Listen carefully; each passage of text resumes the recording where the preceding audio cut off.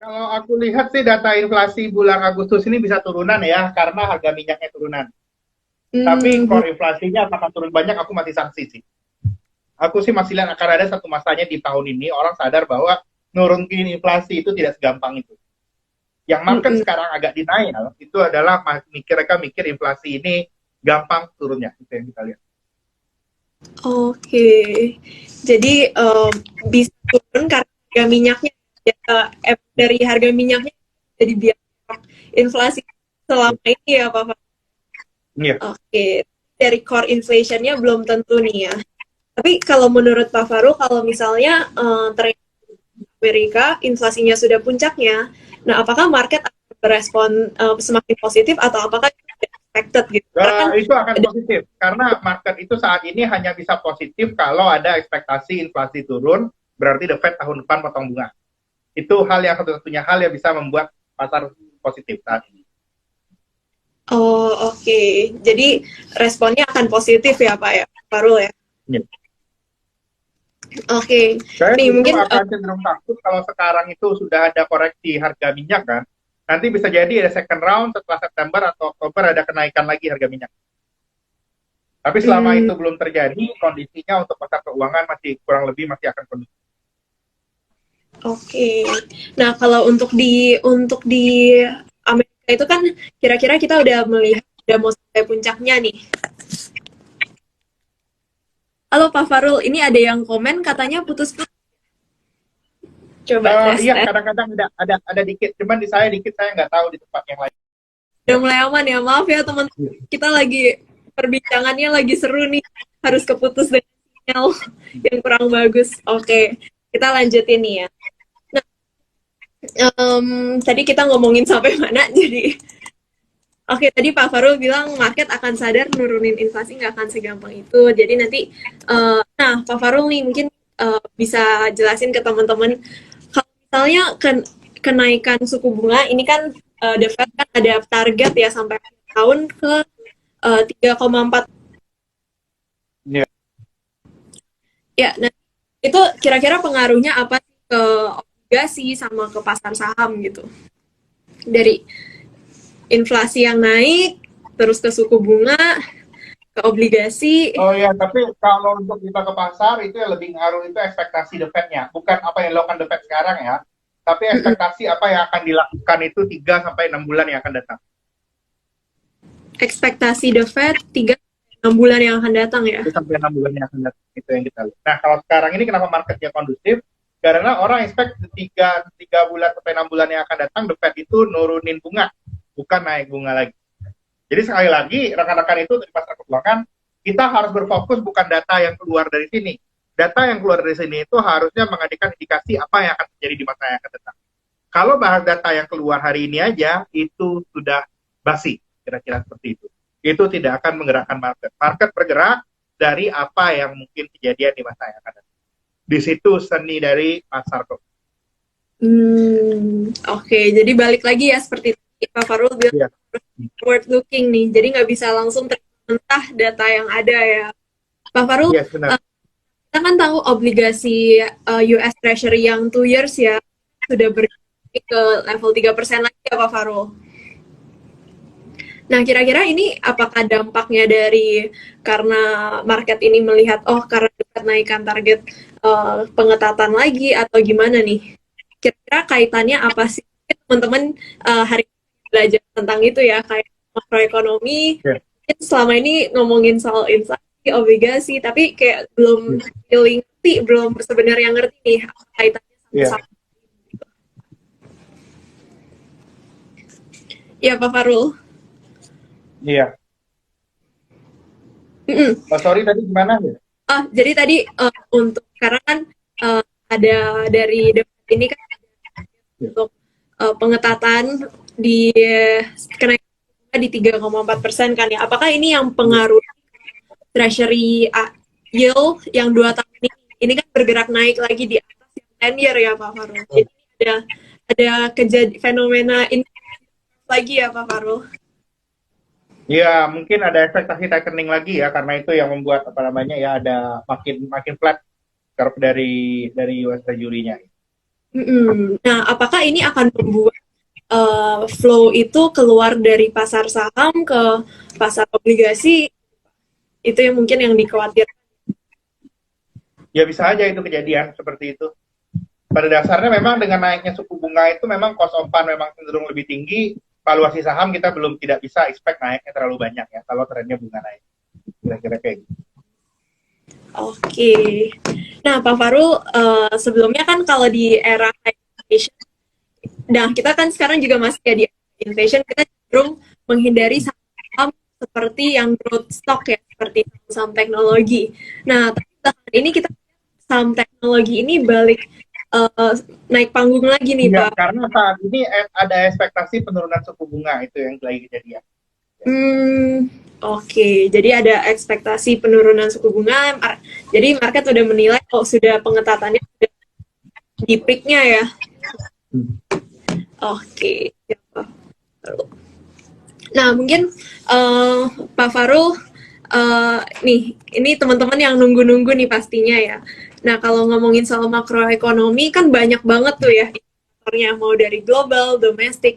Nah, kira indikator utama apa yang utama itu yang kita harus perhatikan itu apa aja sih yang penting?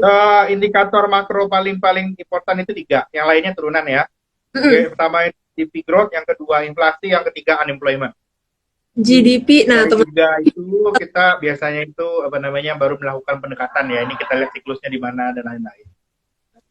GDP, inflasi dan unemployment Iya benar. itu mau di global sama domestik ya Pak Farul ya. Iya sama. Oke. Nah, jadi em, dengan unemployment, oke. Nah, di sini juga ada pertanyaan nih dari teman-teman. Boleh kita bahas Q&A nih. Ada yang nanya dari Alfianiwan. Gimana nih Pak Farul gak mau turun indeksnya di terus gitu. Nah, kan Pak Ya Farul. kalau aku sih lihatnya kemungkinannya 2, di kondisi sekarang karena ada telatnya apa namanya itu pengetatan. Jadinya aku sih lebih lihat emang kondisi sekarang itu bisa menjadi ada sebuah sucker rally ya, rally tapi itu tidak sustain. Jadi Oke. di apa namanya sucker rally ini bisa membuat apa namanya bisa aja marketnya jalan lagi, cuman itu nggak sustain ya kalau ya aku lihatnya. Karena once ada cerita pengetatan, itu langsung bisa marketnya ambruk. Itu yang mungkin aku lihat, ini belajar dari apa yang kejadian di tahun 2008 ya. Tapi itu nanti bisa kita bahas belakangan. Iya, emang terakhir kali di IG Live bareng Pak Farul juga antisipasi ya dalam jangka waktu pendek market itu kemungkinan bisa sampai level 7.000 lagi dan ini udah kejadian. Bisa sampai 7.000 Iya, lagi, tapi is it sustain? Kalau aku lihatnya belum bisa sustain. Bisa aja lari ke belum tujuh bisa. ribu tapi aku nggak lihat itu kita ada on the firm ground nggak. Belum. Oke, jadi masih ada ekspektasi kalau kemungkinan akan terjadi koreksi, bisa terjadi koreksi. Jadi teman-teman jangan Oke. langsung agresif juga ya, jangan FOMO-FOMO akhirnya HK saham-saham dipucuk malah. Iya, iya, benar. Ya. Hmm. Oke, Pak. Lumayan ramai juga nih pertanyaan. Mungkin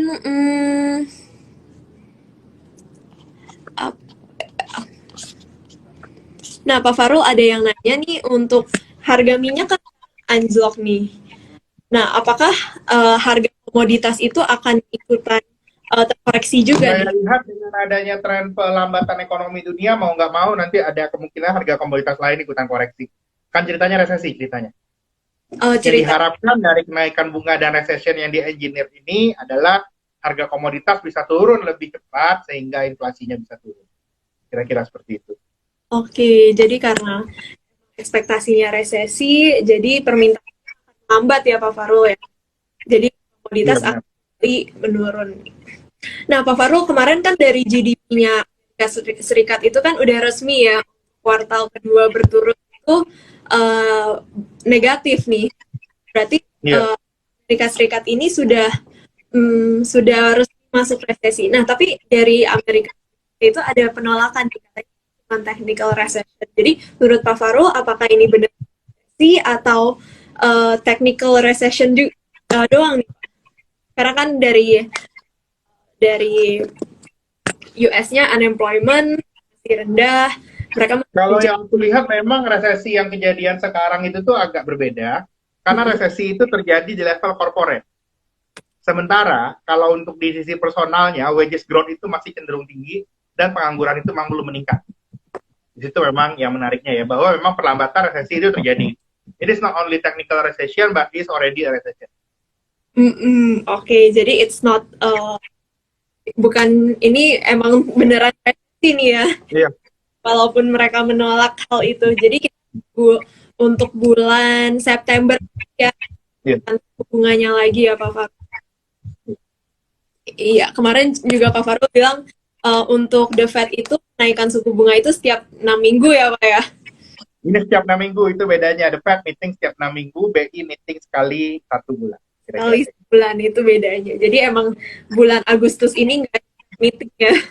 Jadi kita bisa lebih tenang dulu nih di 2,5% sekarang ya Pak. Oke, mungkin mungkin untuk sore ini Pak Farul kira-kira itu perbincangan kita. Nah, mungkin last dari mungkin ada atau 1-2 kalimat dari Pak Farul nih untuk menyemangat teman-teman yang masih semangat belajar makroekonomi. Ya. Oke, yang saya sih pasti selalu menyarankan itu jangan pernah berhenti belajar, banyaklah membaca dan mulailah mencoba melakukan interpretasi dengan kapasitas yang kita miliki. Kalaupun ternyata kita salah, tapi dari setiap kesalahan yang kita lakukan itu kita selalu biasanya itu mendatangkan sebuah pengalaman baru ya. Karena memang seperti ini, doing investment or doing analisa itu butuh dari pengalaman. Pengalaman itu adalah guru yang terbaik. Good judgment itu pasti berawal dari bad judgment dulu. Berarti kita pernah melakukan sebuah penilaian yang salah kan.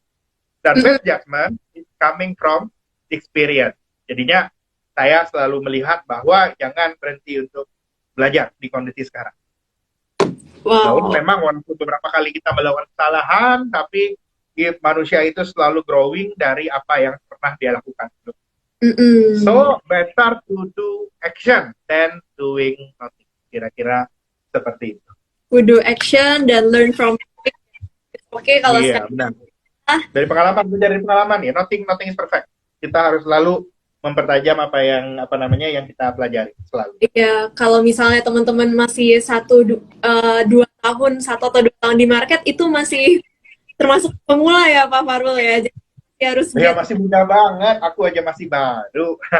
Masih banyak yang lebih senior dan lebih humble.